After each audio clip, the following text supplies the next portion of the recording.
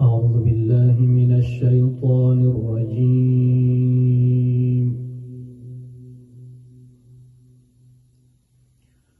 بسم الله الرحمن الرحيم.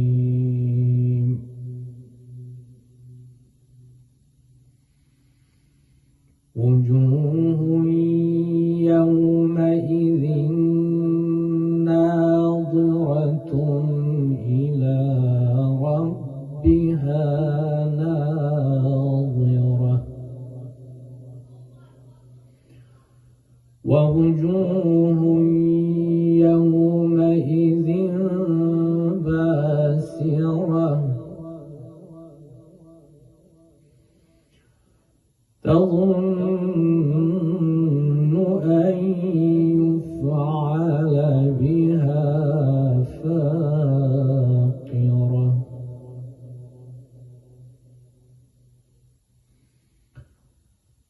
كلا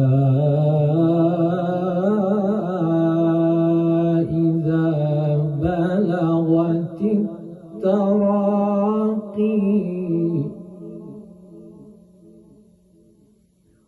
وقيل من راق وظن أنه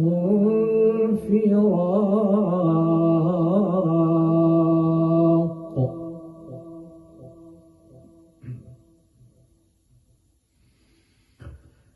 والتفت الساق بالساق إلى ربك يومئذ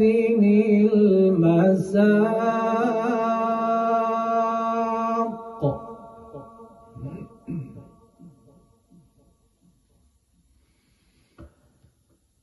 فلا صدق ولا صلى ولكن كذب وتولى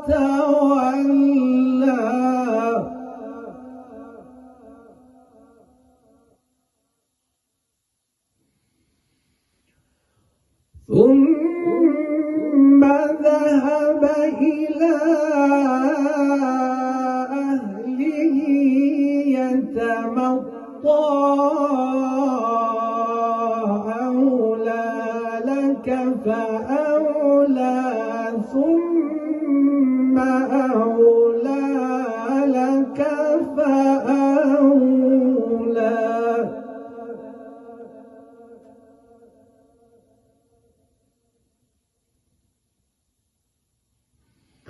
أيحسب الإنسان أن يترك سدى ألم يكن نطفة من مني يمنى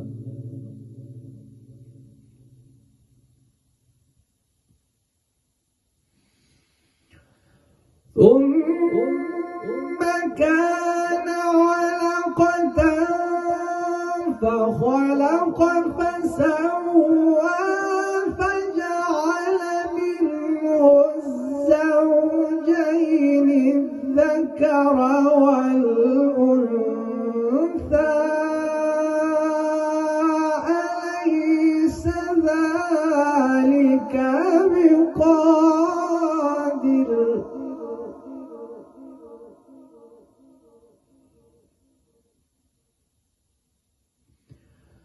أليس ذلك بقادر على أن يحيي الموتى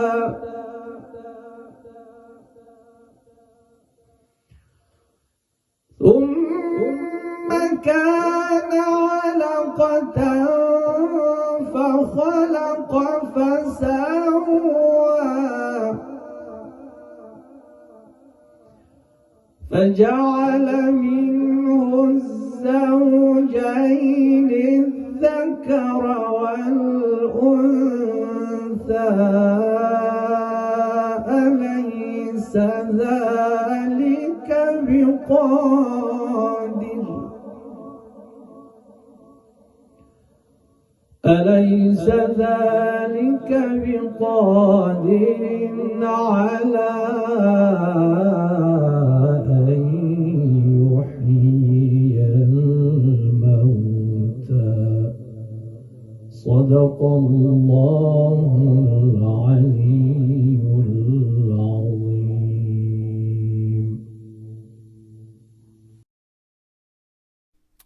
أعوذ بالله من الشيطان الرجيم. بسم الله الرحمن الرحيم.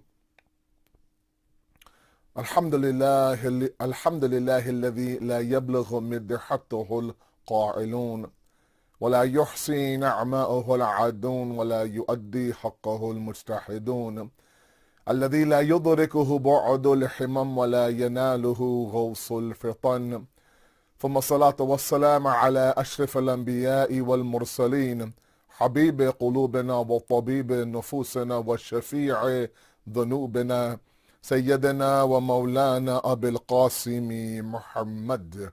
اللهم صل على محمد وآل محمد وعجل فرجهم وأهل بيته الطيبين الطاهرين المعصومين المظلومين، لا سيما بقية الله في الأرضين، صاحب العصر والزمان، خليفة الرحمن إمام الإنس والجان، ولعن الله أعداهم أجمعين إلى يوم الدين. أما بعد، فقد قال الله وقوله الحق. بسم الله الرحمن الرحيم. ولقد كان لكم في رسول الله أسوة حسنة. صدق الله العلي العظيم. اللهم صل على محمد وآل محمد وعجل فرجهم. We thank Allah subhanahu wa ta'ala for once again giving us a chance to gather like this and commemorate the last few days of the month of Safar. May Allah subhanahu wa ta'ala accept your tears, your grief in these past 2 full months of Muharram and Safar. May Allah allow those tears to be a catalyst of change, to be the tools we need for inner revolution. Always an honor for me to once again address all of you there in Sydney at the Imam Hassan Center. And just when you thought you were done with me of Arba'een, I am back. I'm sorry. And for the next few nights, inshallah, I will be with you looking at some amazing personalities and commemorating their martyrdom. And we start tonight with our Holy Prophet. Sallallahu alayhi wa alihi wa sallam. Allahumma salli ala Muhammad wa ala Muhammad wa ajil farajahum.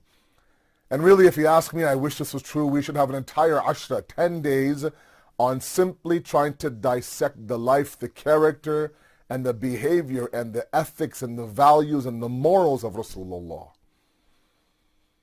I oftentimes say this, I mean no disrespect by it. One of the things that I have fallen in love with over the past couple of years, maybe tops, that I really would not give importance before was history, and it still is history. History of nations before us, prophets before us, imams before us, civilizations, religions, you name it.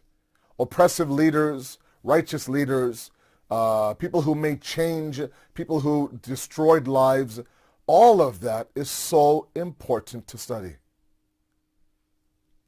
When the Quran invites us, فَصِيرٌ فِي الْأَرْضِ فَانْظُرُوا كَيْفَ كَانَ عَاقِبَةُ الْمُكَذِّبِينَ. Travel the earth.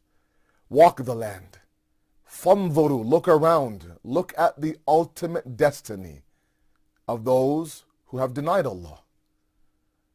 Imam Ali, in letter number 31 to his son, the second Imam, in Nahj al-Balagha, advice from a father to a son, he says, study the lives of those before you. Walk through their ruins. Look at their successes. Emulate the things that were successful. Avoid the ones that were deficient.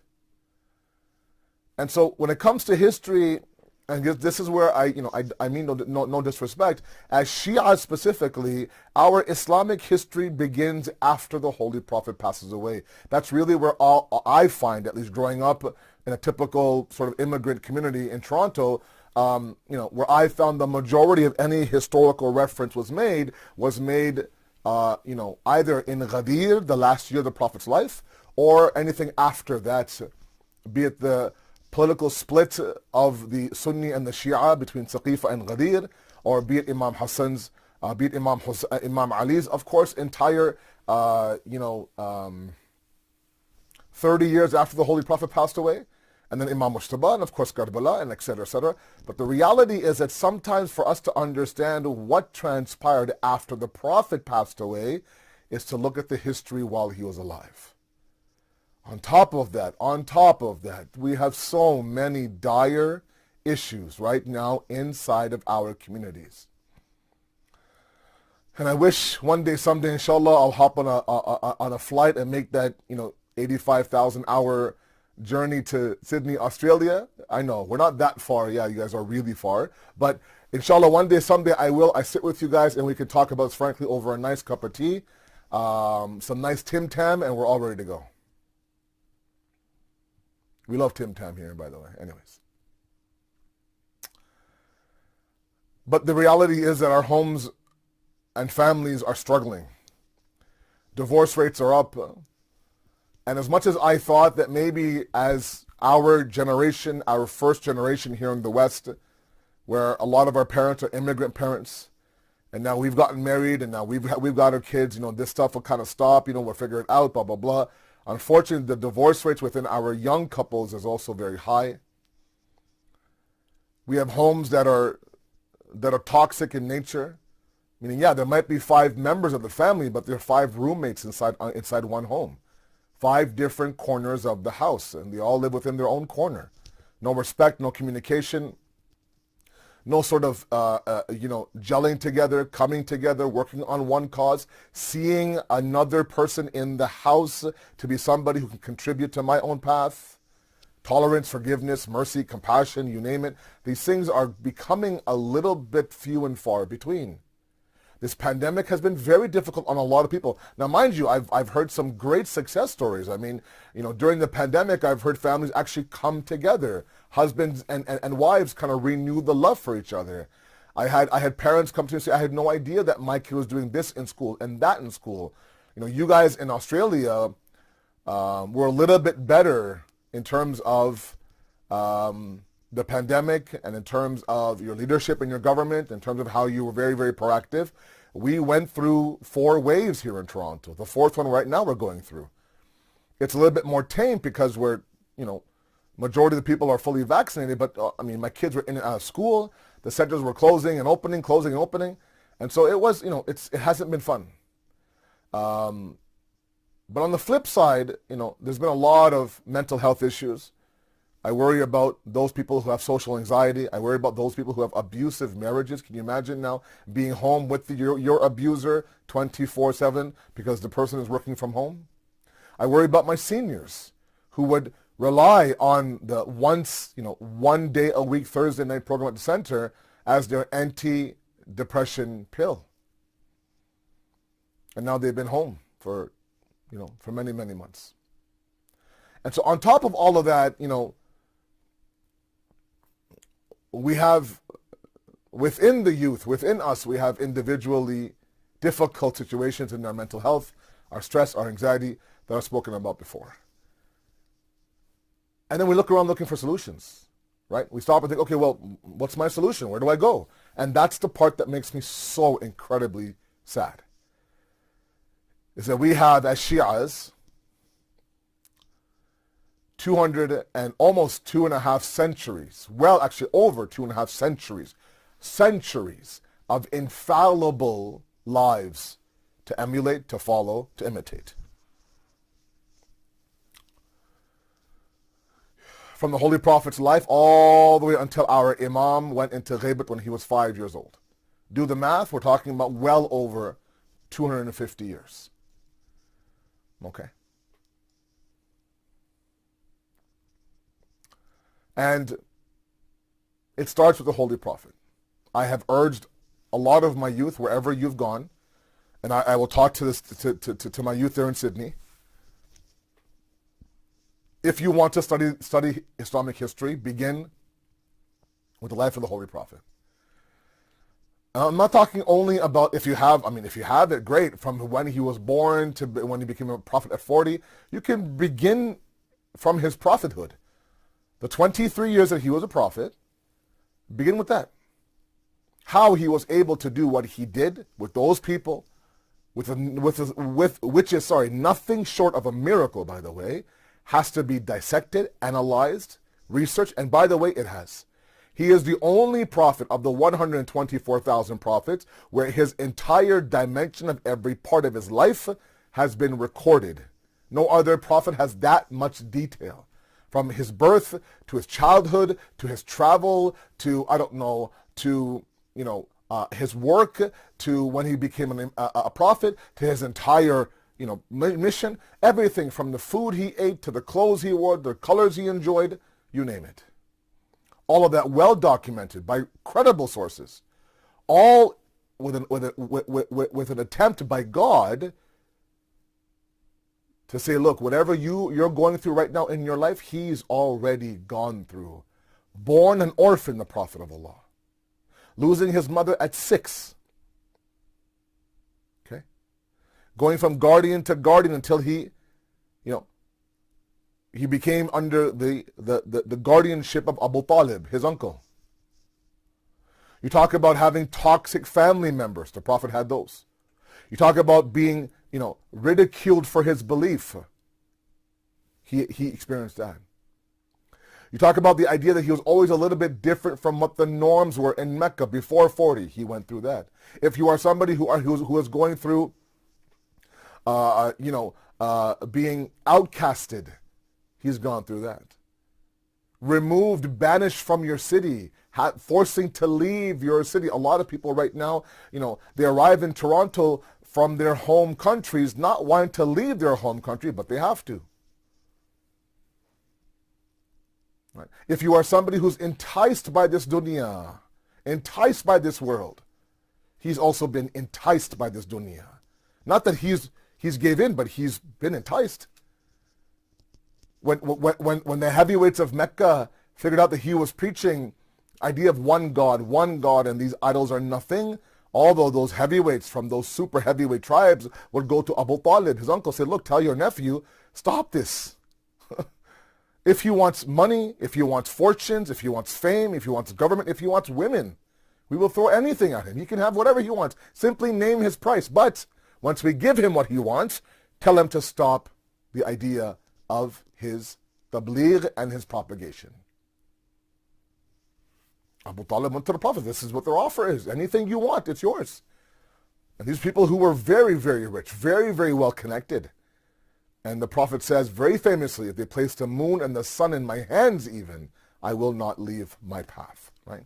So my point is that, and by the way, you go up and down the Imams, right? The 12 Imams up until the 5th year of the Imams, all of them, they've gone through their fair share. Okay?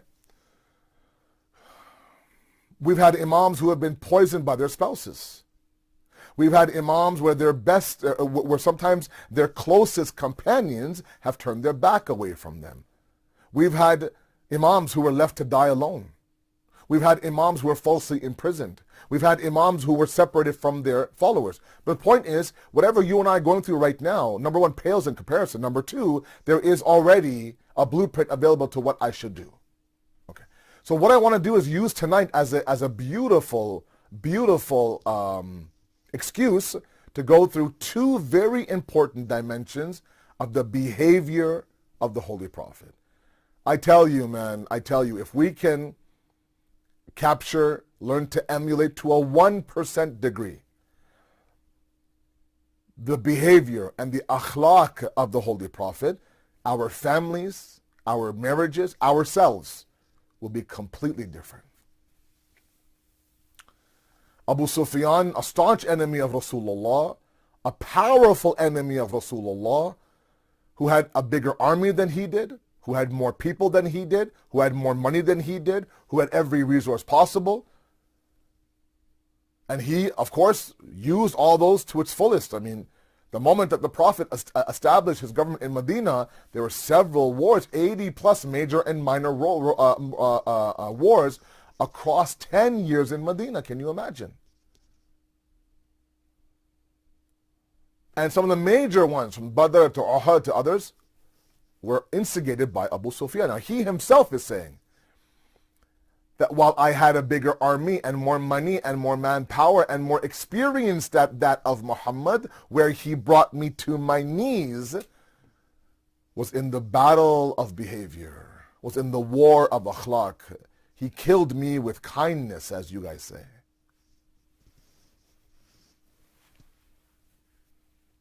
And the verse I read for you, the portion of the verse I read for you in the khutbah, Allah says, لَقَدْ كَانَ لَكُمْ فِي رَسُولِ اللَّهِ أُسْوَةٌ حَسَنَةٌ. That surely, there's no doubt that for you, lakum, for you, in the Prophet of Allah, fi Rasulillahi, inside the Holy Prophet's character, is this beautiful, this uswa, this example, this source of emulation that is hasana, that is beautiful, it's flawless, infallible. And I want to focus on two of them tonight with all of you. The first thing that Prophet established, and mind you, like I said, I would heavily, especially these days, encourage all of you to please study his life. It's a daunting task, I know, there's a lot to it. You don't have to go through all his 63 years, but maybe his last 23 are very important. What he was able to do with the Jahil Arabs of the peninsula, like I said, is a miracle. These were chaotic, ignorant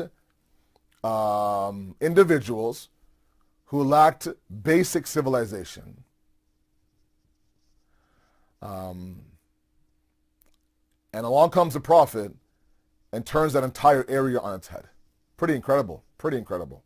How he did it, how he was able to do it, how people flocked to him, how sometimes they would even leave their own family for him. That requires analysis on our behalf, for us. Now, the first dimension I want to talk a little bit about is the fact that the Prophet of Allah, through his words and his teachings, and you should know, by the way, I'm throwing a lot at you. It's one of my favorite topics. I tell you, I fell in love with the Holy Prophet in the Hawza. Before that, I was a lot like what I'm describing. I didn't give his prophethood importance. I thought, okay, he was loved by many. He had a pretty simple life. And when I think about what he went through and how he was able to navigate through all of that, not only an enemy outside of him, but sometimes enemies within him as well. Hypocrites looking to bring the deen of Islam down. People who were bought by the enemies. I found it to be incredible. And I'll never forget, there was a teacher named Aghay Muhammadi in Qom, in the Hawza.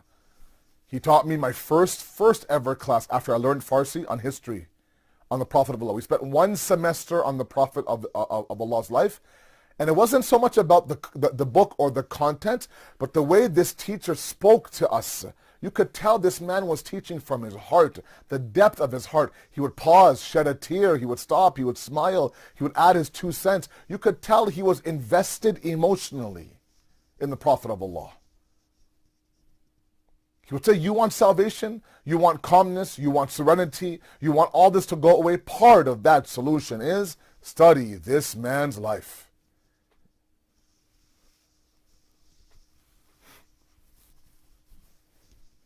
And that course changed me. It changed me. A lot of what I have gone through in my personal life, and that's why I'm a big advocate of it, I would resort back to the Holy Prophet. And if 1%, 0.0001% of what the Prophet did, if I could do, it would be a different ball game, man, I tell you.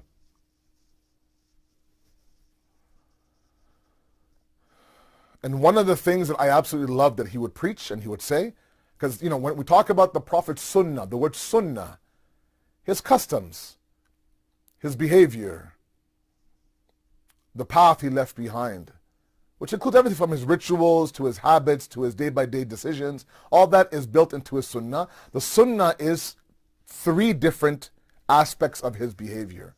His qawl, what he said, his fi'l, what he did, and his taqreer. Something happened in front of him and he was quiet. His quietness, or the fact that he didn't address anything or say anything, was his rubber stamp of approval. Because if what was happening in front of him was wrong, it was wajib. It was an obligation of his to say, look, this is what's wrong. Right? So that alone, there were times where the Prophet's sunnah, the Prophet's customs, the Prophet's beautiful behavior was not always what he did. It was what he didn't do sometimes. So one of the most beautiful lessons that I extracted from his life was to choose when to fight and to choose when to flight. Fight means speak out, say something, do something. Flight means just walk away, just leave. Don't say anything. And sometimes not doing something is equally, if not more important and better than doing something. Sometimes staying quiet is sometimes more important and more effective than speaking. Our sixth Imam, Imam Jafri as-Sadiq, alayhi salatu wassalam, Allahumma salli ala Muhammadin wa ali Muhammad wa ajil farajhum, a beautiful hadith, beautiful tradition. He says, if you have the inspiration to do one of two things only, either you can do good deeds or you can stop committing sin.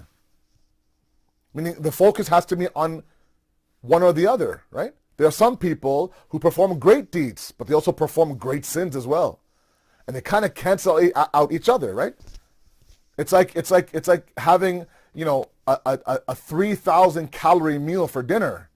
I mean, from fries to pizza to this deep fried and that deep fried and this cake and that soda and that pop and this and that.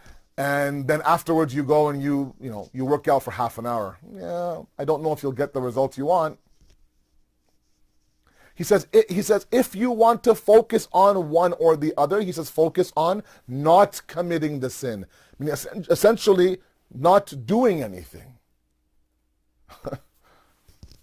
Because that's the base of your faith. That's the basement, and that's the bunyad, and that is the foundational structure of what you're going to build your floors and floors of good deeds on. Imagine now trying to build, a 15-story building, and your base is weak to the point that by the second or third floor, that thing is wobbling and shaking and moving.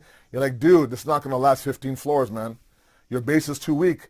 Fortify the base, then you can build 40 floors, I don't care. It's not going anywhere. Right? Our faith, we think sometimes, is built on good deeds. Do this good, do that good. And no doubt those are important. But here the base is what? The base is not committing the sin. It's not doing something. So sometimes the Prophet's rubber stamp of approval, sometimes his propagation to others and himself was him not doing anything. Khair, that's a different point. I tell you, I need 10 nights, man. 10 nights I can talk about this man for hours and hours and hours. Even now I get emotional talking about the Holy Prophet. Such a beautiful man. So anyways, let's get back to our discussion here. I'm already halfway in. I'm not even started my content. So two things that are very, very important. Number one is that he preached the idea that if the destination of this whole life of ours is pure, the path to get that destination is also pure. One more time. Allahu Akbar.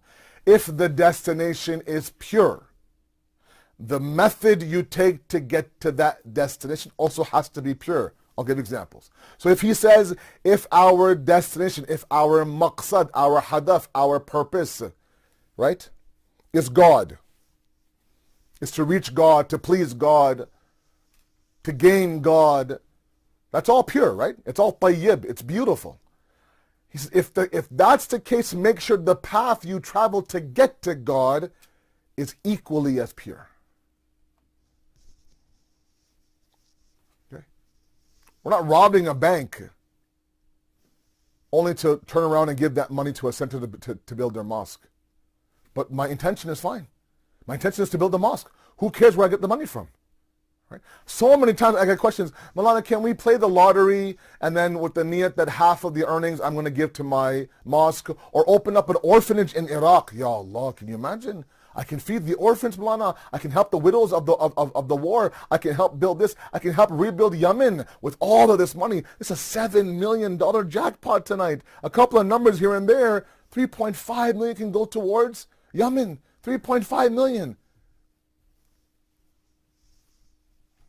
Baba, that's a beautiful, it's a very pure intention. But the road you're taking to fulfill that intention is riddled with sin and satanic impulse. The Prophet says, if that is pure, so is the path to get to there. Oh, such a beautiful, beautiful, beautiful point. And he showed it. In the beginning years of the Islamic mission, as many of you know, I'm sure you guys know, it was very difficult. Mecca, 13 years of his 23 years in Mecca were very hard, guys. Very, very hard. And in the beginning, it was, there was ridicule, there was garbage thrown on him, there was feces, there was thorns put on his path, there was all sorts of names, there was, threats to his followers. It was very difficult.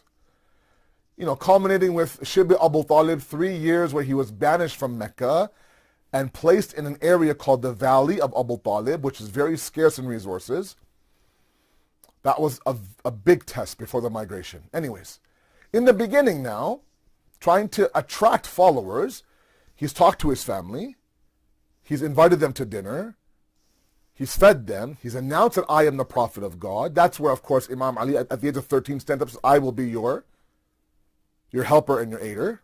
And he announces for the first time now, first of many, he is my brother, he is my successor, he is the avenue after me, he is my, right? So now he's asked, after 3 years of that, he's asked to go out now and begin your public propagation. Begin to invite people towards the path of Allah. All right. So he does.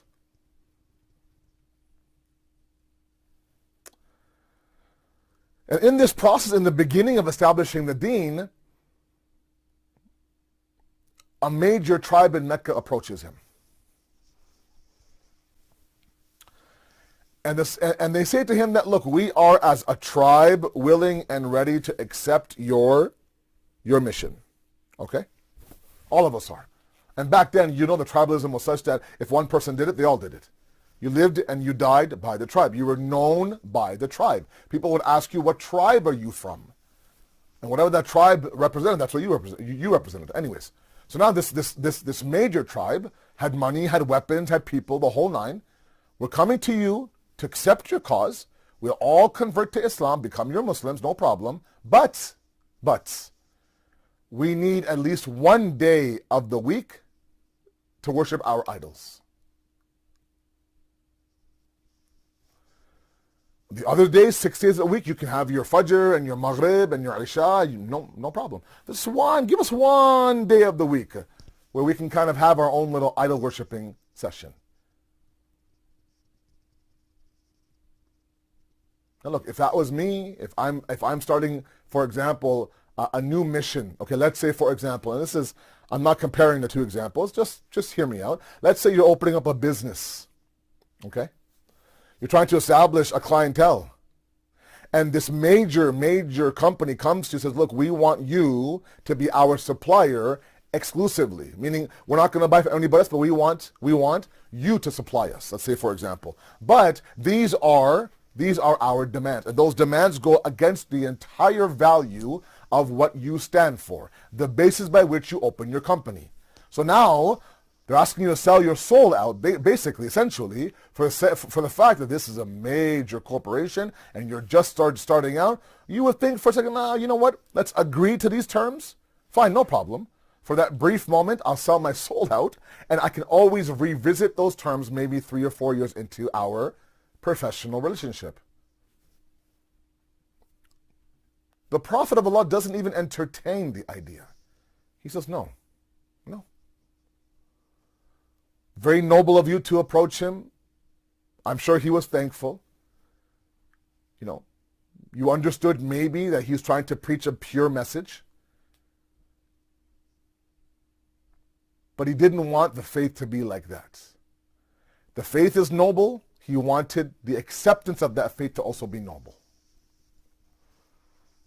Meaning he did not accept the impure means by which this whole tribe would come and say, Ashhadu an la ilaha illallah. There are a lot of people and our youth out there, and I don't mean to ruffle any feathers, and I don't wish to upset any of you. You're very far away from me. You're in Sydney. Even if you were to hop a flight and get here, I would be If you're upset, you couldn't find me if you're upset at me. Plus, if you find me, I'm a pretty big guy. I can handle myself, inshallah. I'm kidding. There are some people that take a step back from the deen. Just kind of say, you know what? Let's say for this week, I'm not Muslim. I won't pray, I won't fast, I won't wear hijab, I won't do the typical Muslim things, just to kind of see, am I really in it for God or in it, let's say, for mom and dad? Okay, so I'll take off the hijab, let's say, for a week, let my hair flow in the wind, right? Take a couple of selfies for the gram, and then, go out there and go shopping and go to New Zealand and go to Melbourne, well, maybe not Melbourne, but go somewhere else, right? And just kind of see how do I feel? Do I feel awkward? Do I feel odd? Do I feel like the world's watching me? Do I feel like I need to cover myself up? How do I feel? That would be, oh my God, that'd be the best test for me to really find out, am I sincere in this hijab or not? Am I sincere in this salat or not? Let me stop praying and see, do I really miss prayer or not?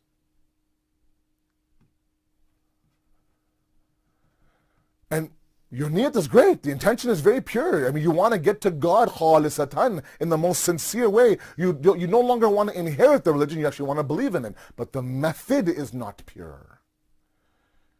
You can't all of a sudden now break God's laws to get to God. We're not robbing from the rich to feed the poor. We're not going to sit there and say labbaik to shaitan so I can measure my labbaikness, new word, my labbaikness to God. We're not doing that. That's precisely against what the Prophet was preaching. If you want to find out if you are truly sincere on the path of God, you find it on the path to God, not anywhere else. It's on that very path that you're treading that you can find out if you are sincere or not. How? Well, very simple. As the world tests you and throws things at you, and as you get older now, you get higher and higher in terms of the difficulty of the test, do you continue to turn back to God or not? You don't need to leave the path to find out if the path is for you or not. You don't. I'm sorry. So one of the very first things that I found to be incredible, very relevant for today, the Prophet never sacrificed the path for the destination, or the journey for the destination.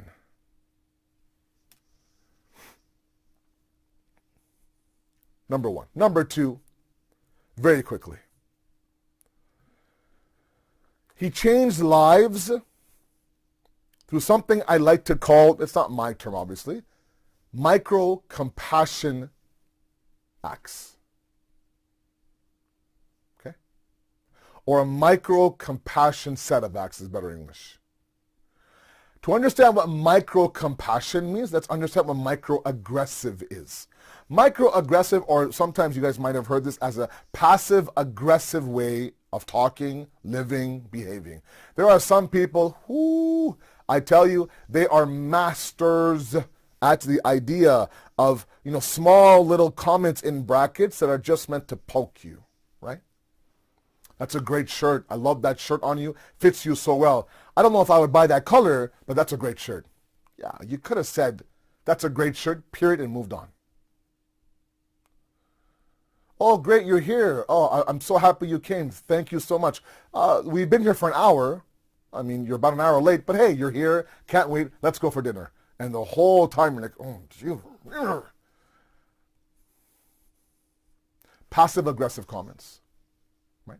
Micro-aggressive comments. The okay. Right? Looks and rolling the eyes and looking you up and down and then not saying anything. That's passive-aggressive, micro-aggressive. Small little pokey statements that just poke at you and poke at you and poke at you. And by the way, it's those small little aggressive comments that begin to chip away at the base of a marriage, of a family, of a community, of your own faith.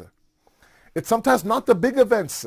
Sometimes we actually are easily able to get over as a couple the big events, the big part. It's the everyday little things, the every day of the micro-aggression, be it habits that you just can't stand, or be it the fact that little comments here and there. Oh, you're wearing that? No, that's okay. That's okay. I mean, if you're okay with that, that's fine. Okay. Dal again? No, it's cool. I mean, it's delicious. I'll have it.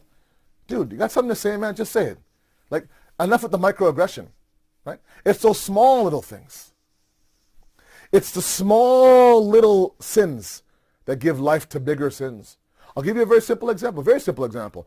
Every year we go camping. We haven't gone in a couple of years for pandemic reasons. Every year we go camping in Toronto. We take about 85 kids up north, 4 hours north, 5 days, 4 nights, 3 or 4 ulama. It's the highlight of my year, I tell you. I love it. And every single night, the highlight of the day is a campfire. We come together around a campfire, right? There's marshmallows, and there's, of course, jinn stories, and of course, there's a beautiful discussion on whatever the topic is. Okay? And there's always a couple of guys who like to say, look, Asad, I'm in charge of the fire. I go, cool, man. There's a fire pit. Got some starters here. You have a lighter here. Bismillah, go crazy. The campground guys gave us everything we need, right? And they gave us big pieces of wood. Follow the example. So now you have everything, and you have big, large pieces of wood. The first thing the fire team does is it, during the day now, goes around, right? It's a campsite. Goes around and picks up small little twigs. Small twigs. A good bunch of them. Puts those in the middle and puts the big logs around the twigs. First, they light the twigs on fire. The fire from the twigs lights the what? Lights the big logs on fire. Oh, it's such a beautiful analogy, I tell you. It's not mine. Never is mine.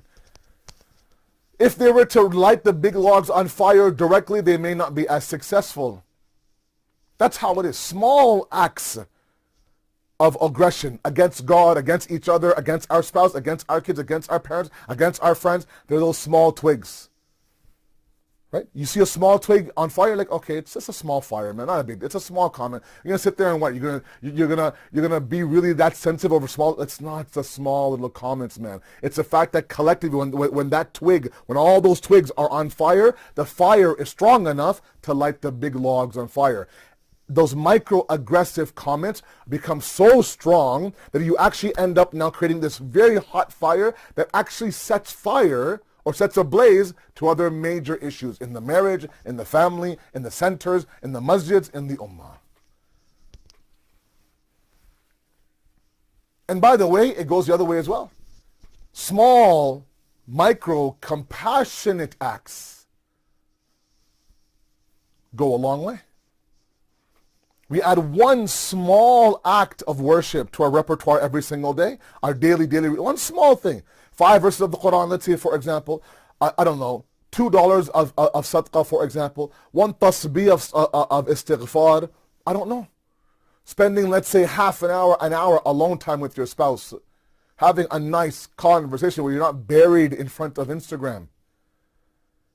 And all you're doing is you're laughing, she's laughing, he's laughing. What you guys, beside each other in the same room, he, who. You know, in an external world, meanwhile, the person, there's a live body, breathing body right there beside you. You're in some other outside world.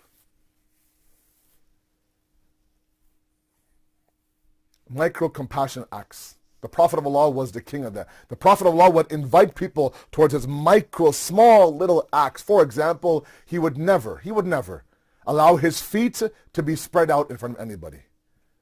Let alone in an important gathering. Oh, nowadays, I tell you, I go to some mosque, I'm on the minbar, on the pulpit reading, and the back corner, the father's legs are out, mashallah, and the kids behind, on each side, their legs are out as well. They're lying down like they're on some beach, let's say, in New Zealand. Every time somebody would talk to the Prophet, he would turn his whole torso towards them. Be the first ones to say salam. The first one to thank somebody for a gift. Would be the first one to crack a smile at somebody. Small acts of compassion was part of the reason why so many flocked to this man. We need to adopt that.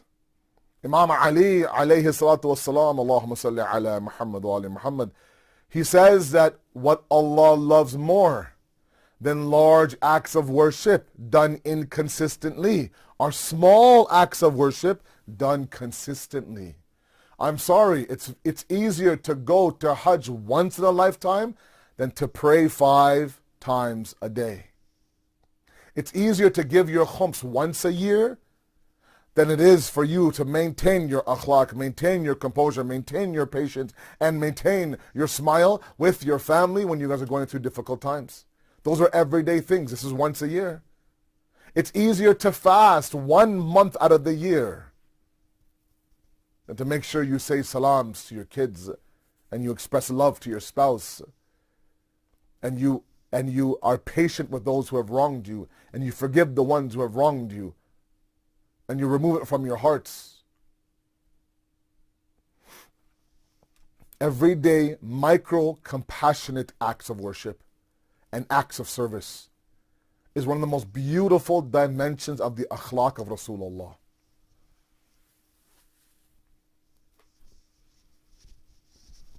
And we need to adopt those into our life.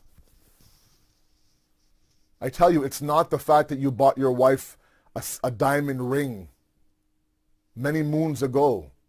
It's not the fact that you bought a house for her or every month you buy her a dozen roses. I mean, those are nice, she'll tell you. Don't worry, sisters, I have your back. Those are nice. But it's the everyday things. It's the making her a cup of tea and having a cup of tea together.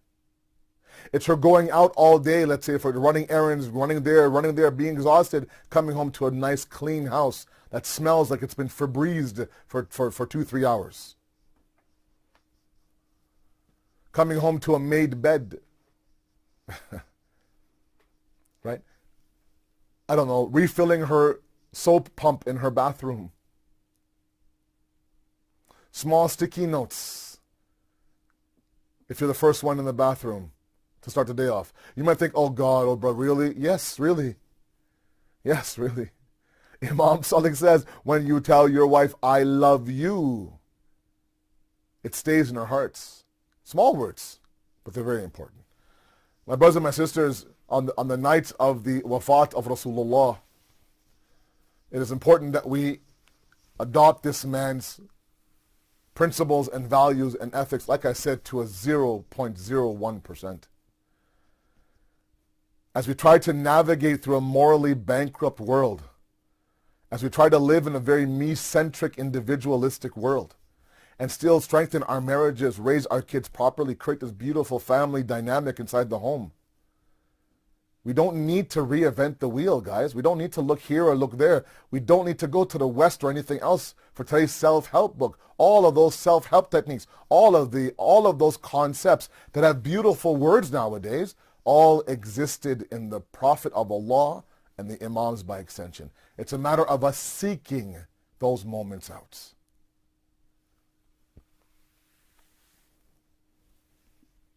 And the love that the Prophet of Allah had for Imam Hussein was also one of those paths that we have to emulate.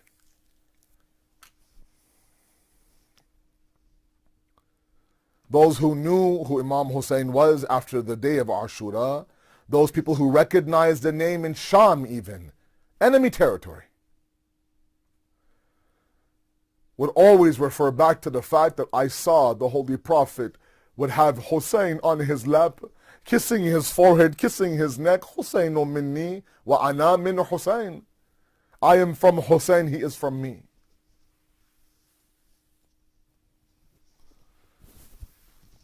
And these are the days now where this the Ahl Haram, the family of the Prophet now, has spent 3 days in Karbala during Arba'in. 3 days they did majalis with the Bani Asad tribe. They pitched up their tents. They grieved with their loved ones. They had their fill of grief, and now they make their way back to Medina. And now Imam Sajjad now says, Bashir, announce our arrival. Bashir now enters the mosque of Rasulullah in Medina and says, Ya ayyuhal Yathrab, O people of this city, people of Yathrab and Medina, know that this city is not worthy enough to stay in anymore. Hussein has been killed in the northern areas of Iraq. People start running out towards him. They start asking him questions. He leads them out to the outskirts of Medina. Imam Sajjad is there. Kulsum is there. Bibi Zainab is there. They give their respective sermons. But there comes that one moment that breaks my heart. Ya Rasulullah, tonight is the night of your wafat. My condolences to the entire Muslim ummah on the loss of the Habib Habib of Allah. But this one moment that no doubt must have broken the back and the heart of Rasulullah. Bibi Zainab, now the daughter of Fatima, now has taken something from the day of Ashura. She took it through Kufa, through Sham, brought it back to Kabbalah, but she never lost it. She preserved it. She protected it. What exactly was it? She took the bloodied kurta and the bloodied shirt of Hussein and said on the day of Ashura, I'm going to take this kurta and this shirt back to my grandfather Rasulullah and tell him, look what your ummah did to my Hussein. Zainab arrives at the grave of Rasulullah. Nana, we are back from Karbala, Nana. They killed your Hussein. They trampled his body. They beheaded his head. And I brought this bloodied kurta to show you what your ummah did to your beloved Hussein. سيعلم الذين ظلموا أي منقلب ينقلبون إنا لله وإنا إليه راجعون. We ask you, Allah subhanahu wa ta'ala, to accept our qaleel, your ibadat, inshaAllah. We ask you, Allah subhanahu wa ta'ala, to give us that tawfiq to study the life of your Habib Rasulullah, to apply it, to identify it, to use it as a source of emulation. And finally, Allah, please strengthen our homes, save our marriages, guide our kids and our youth, and make all of us worthy of the arrival of the Imam of our time. Wassalamu alaikum wa rahmatullahi wa barakatuh. مؤمنات قربة إلى الله تعالى. السلام عليك يا رسول الله يا محمد بن عبد الله ورحمة الله وبركاته. السلام عليك يا أمير المؤمنين ويعسوب الدين يا علي بن أبي طالب ورحمة الله وبركاته. السلام عليك يا سيدتي ويا مولاتي يا فاطمة الزهراء يا سيدة نساء العالمين ورحمة الله وبركاته. السلام عليك يا سيدي يا حسن بن علي المجتبى ورحمة الله وبركاته. السلام عليك يا وارث آدم صفوة الله. السلام عليك يا وارث نوح النبي الله. السلام عليك يا وارث إبراهيم خليل الله. السلام عليك يا وارث موسى كليم الله. السلام عليك يا وارث عيسى روح الله. السلام عليك يا وارث محمد حبيب الله. السلام عليك يا وارث أمير المؤمنين عليه السلام. السلام عليك يا ابن محمد المصطفى. السلام عليك يا ابن علي المرتضى. السلام عليك يا ابن فاطمة الزهراء. السلام عليك يا ابن خديجة الكبرى. السلام عليك يا آثار الله وابن آثاره والوتر الموتور.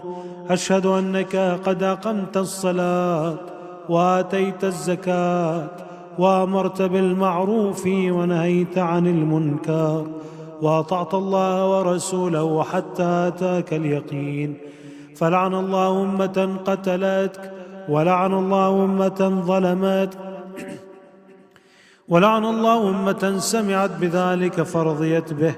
يا مولاي يا أبا عبد الله، أشهد أنك كنت نورا في الأصلاب الشامخة والأرحام المطهرة، لم تنجسك الجاهلية بأنجاسها ولم تلبسك من مدلهمات ثيابها. وأشهد أنك من دعائم الدين وأركان المؤمنين.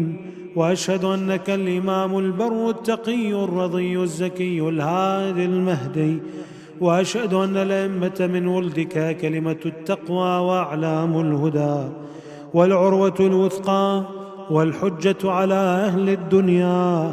وأشهد الله وملائكته وأنبياءه ورسله أني بكم مؤمن وبيا بكم موقن بشرائع ديني وخواتيم عملي، وقلبي لقلبكم سلم وأمري لأمركم متبع.